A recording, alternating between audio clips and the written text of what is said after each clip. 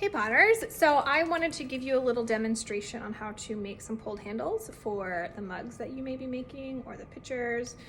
You can also make some pulled handles to attach to big vases or lidded pieces that have a lid that you want to add a handle to.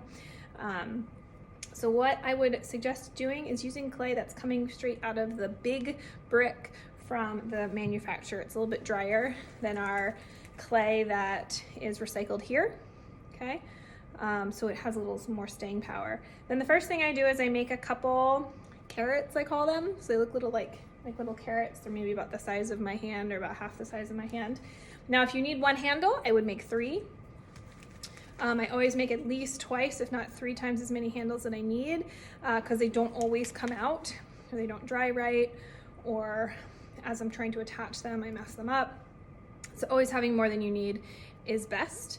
So I have 3 carrots made, and that's what I'm gonna start with.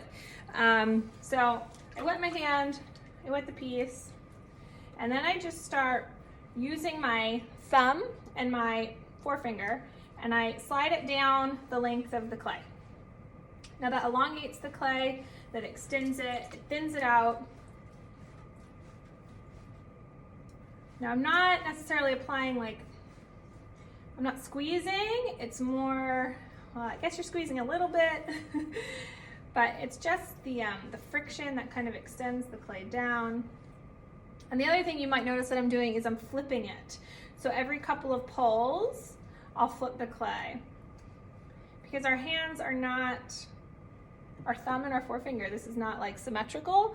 So I wanna make sure that I'm kind of hitting the clay with both sides of all of my fingers. And that's a handle, okay? Whoop. And now I'm gonna set that up on my wooden board right here.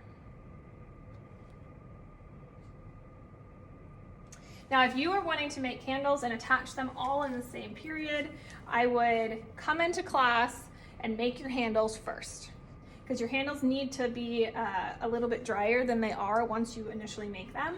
So they probably need to sit for 15 to 20 minutes in the air to kind of dry and firm up a little bit. You do want them to be a little bit flexible because they're probably not the perfect shape for your pot right off the board, but they're a little bit too tacky and sticky when they're freshly made.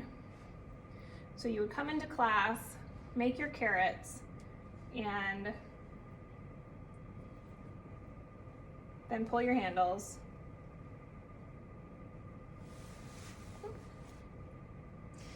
And especially if you're wanting to not use them in the traditional sense of taking this handle and putting it straight onto a mug, if you want to like shape it a little bit differently, you also want to not let it dry out too much, so you can still get it into the shape that you'd like, and then maybe let it dry for a few minutes and then attach it.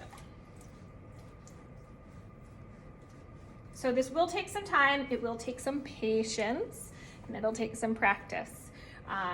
So don't expect to save any handles the first day that you're trying to make candles, because you kind of have to figure out the amount of pressure and the speed. And see, it's gotten a little thick at the bottom here. I'm just gonna cut that off. I don't need that. That's gonna ultimately rip on me. So I like to make ovally handles, as you can see. I don't like them super round.